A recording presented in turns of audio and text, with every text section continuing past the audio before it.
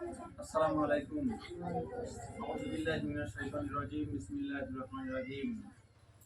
ইয়া আইয়ুহাল্লাযীনা আমানু তাকুল্লাহা হাক্কা তুকাতিহি ওয়া লা তামুতুন্না ইল্লা ওয়া আনতুম মুসলিমুন। সাদাকাল্লাহুল আযীম। আল কোরআনুল কারীম। وقال النبي صلى الله عليه وسلم قال رسول الله صلى الله عليه وسلم الدين يسر الحديث وقال النبي صلى الله عليه وسلم قال رسول الله صلى الله عليه وسلم إنما عمل بالنيات الحديث।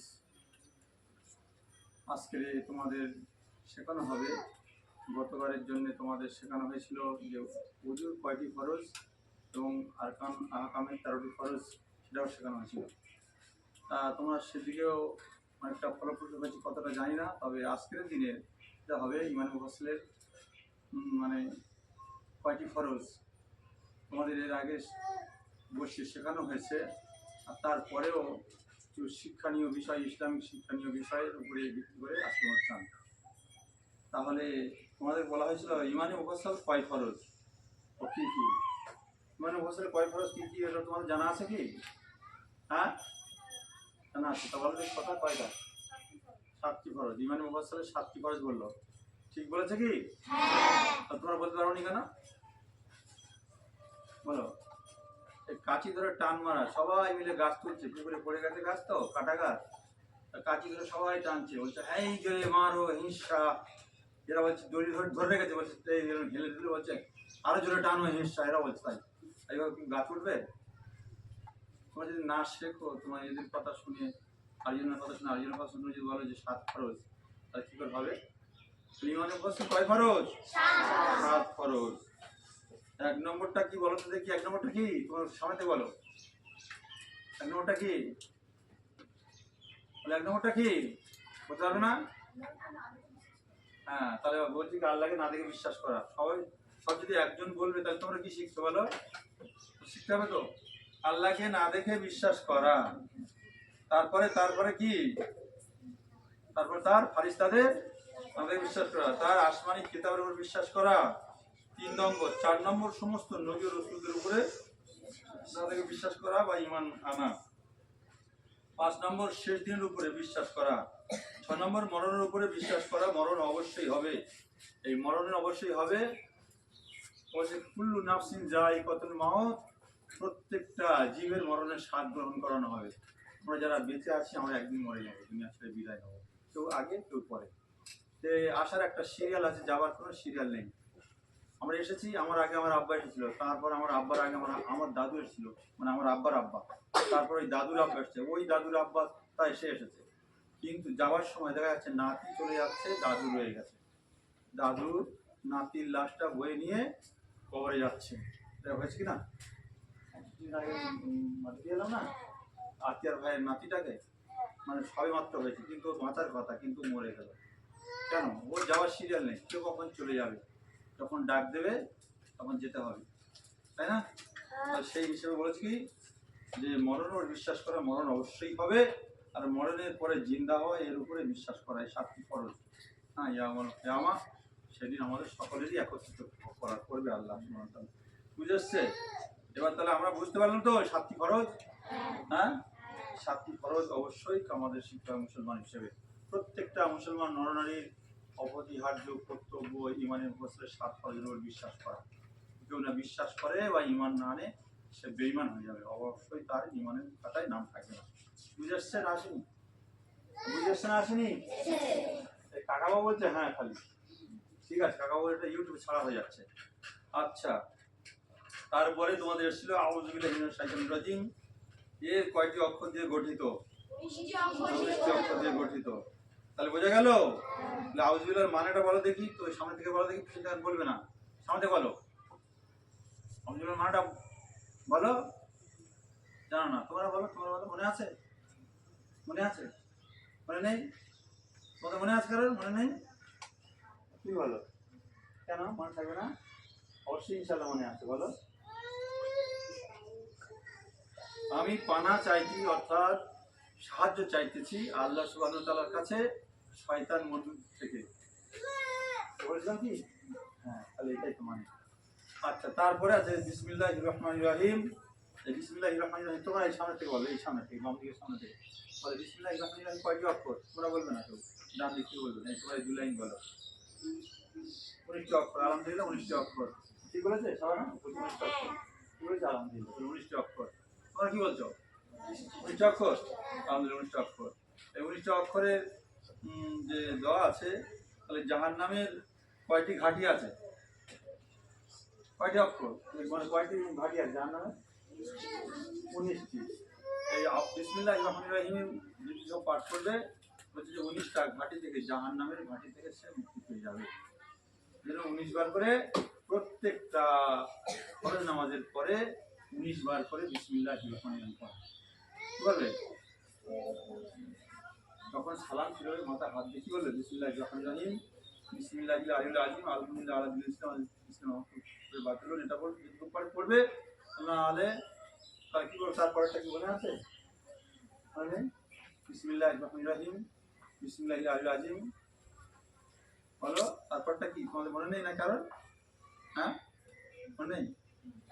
সে কি তোমার তো বলে দেওয়া হয়েছে যে বিসমিল্লাহির রহমানির রহিম, বিসমিল্লাহিল আলিয়্যিল আযীম, আলহামদুলিল্লাহ আলা দীনিল ইসলাম বাতিল।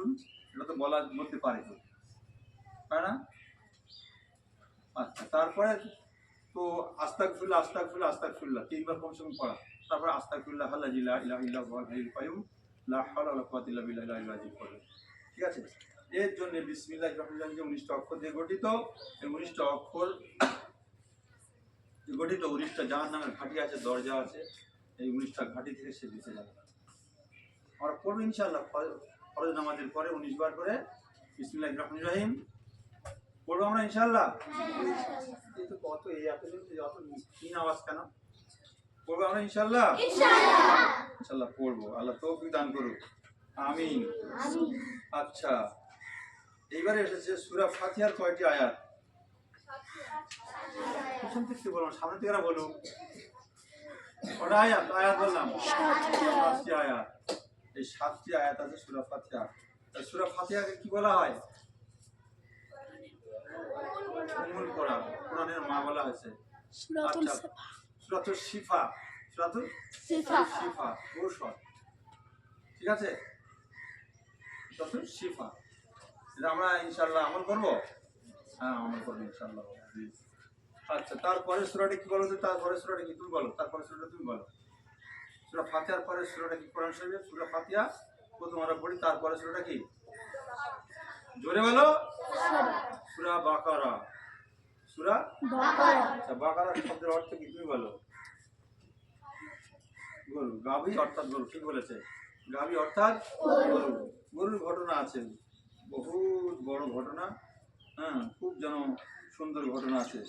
যাই হোক, প্রারম্ভিক করা। আবার কি বলা আছে? সূরা ফাতিহার অর্থ হলো প্রারম্ভিক, অর্থাৎ আরম্ভ করা। সূরা ফাতিহাকে কি বলা হয়? উম্মুল কোরআন, অর্থাৎ কোরআনের মা বলা হয়। তাহলে বোঝা গেছে তো? আচ্ছা, এইবারে তোমাদের একটু আগে যেটা বলা হয়েছিল সেটা ফের আসছে। কোরআনে কয়টি পারা দিয়ে গঠিত? মোট 30টি পারা দিয়ে গঠিত। ঠিক আছে? এই 30টি পারা দিয়ে গঠিত। এই 30 পারার মধ্যে মোট কয়টি সূরা আছে? 114টি। ঠিক আছে? 114টি সূরা আছে। তার মধ্যে সিজদা কটা আছে বলো দেখি? সিজদা 14টি সিজদা আছে। ঠিক আছে? কটা সিজদা আছে? 14টি। তোমার বলতে পারবে না? শুনে যাবে? হ্যাঁ, এটা নতুন বর যেরকম আসে না, মুখে রুমাল দিয়ে চুপ করে থাকে, যত ভালো ভালো খাবার সব বোনাই রাখিয়ে নেয়, ওর খাবার হয় না। হ্যাঁ, তারপরে কি মুরগির রান ফান ছিঁড়ে ছুঁড়ে সব খেয়ে নেবে, ও চুপ করে মুখে রুমাল দিয়ে বসে থাকে। এটা তাই করতে। হ্যাঁ, বলে হবে? আচ্ছা, কোরআন শরীফের প্রথম কোন সূরাটাই নাজিল হয়েছিল? তোমরা বলো, তোমরা এখান থেকে কজন বলো? বলো তোমরা বলো। যাদের জিজ্ঞেস করো তারা বলবে, তারা বলবে না, তোমরা পারবে না? বলো সূরা, ভালো করে বলো। আলাপ না আলাপ বললে? আলাপ না আলাপ, আলাপ। অর্থাৎ কোন সূরা? কোন সূরা বলো? ইকরা বিসমি বলতে বলছি ইকরা বিসমি, ঠিক বলেছে? হ্যাঁ ঠিক বলেছে। ইকরা মানে কি? পড়ো পড়ো, পড়তে বলছে, তাহলে আমরা কি কোরআন শরীফ তাকে তুলে রাখি, পড়ি না, পড়ি কি? পড়ি না, অনেক সময় আমরা পড়ি না, কোরআন শরীফ ঝুল ভর্তি হয়ে যায়।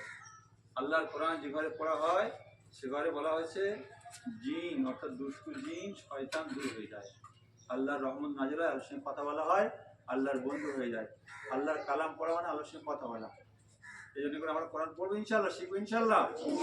আল্লাহ তৌফিক দান করুক। সবাই আমিন বলো। দেখো এই আমিন যে না বলবে সত্যিকার কথা বলে শোনো, কোরআনের উপরে ভিত্তি করে আমিন না বললে আল্লাহ সুবহানাহু ওয়া তাআলা তার নারাজ হয়, কারণ আমার কালাম সে পড়তে চায় না। হ্যাঁ, এটাই হচ্ছে কথা। আচ্ছা, সূরা আলাক অর্থাৎ ইকরা বিসমি রাব্বিকাল্লাযী, এই পড়া এই সূরাটা। আচ্ছা, এই সূরাটা কোন জায়গায় নাযিল হয়েছিল? জায়গাটার নাম বলো গারে হেরা। গারে হেরা আল্লাহ রাসূল সাল্লাল্লাহু আলাইহি ওয়াসাল্লামের কাছে প্রথম এই সূরা নিয়ে এসেছিল হযরত জিবরাইল আলাইহিস সালাম। বলেছিল তুমি পড়ো পড়ো, যে আমি পড়তে জানি না। বলছি ইকরা, পড়ো পড়ো, আমি পড়তে জানি না। আল্লাহ রাসূলের আলিঙ্গন করেছিলেন, তখনই মানে কম্পন এসেছে, গায়ে ব্যথা হয়েছিল, পড়েছিল ইকরা বিসমি রাব্বিকাল্লাযী। তারপরটা কি? ওটা কি বলো? ইকরা বিসমি রাব্বিকাল্লাযী। সবাই বল পরেরটা কি?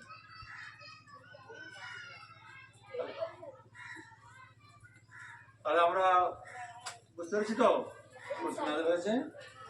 আচ্ছা, এবারে তার পরটা যে কোরআন শরীফের কোন অক্ষর দিয়ে শুরু হয়েছে? তো এখানে মতভেদ এসেছে, আলিফ দিয়ে শুরু হয়েছে, কোনটা হচ্ছে বা দিয়ে। হ্যাঁ, বিসমিল্লাহ যদি ধরো কেউ তাহলে বা দিয়ে, আর যদি বলে যে না আমি আলহামদুলিল্লাহ তাহলে আলিফ দিয়ে, আউযুবিল্লাহ ধরলে আলিফ দিয়ে। আচ্ছা, সূরা বাকারা ধরলে আলিফ লাম মিম আলিফ দিয়ে, ঠিক আছে? আর কোন সূরা দিয়ে শেষ হয়েছে বলো?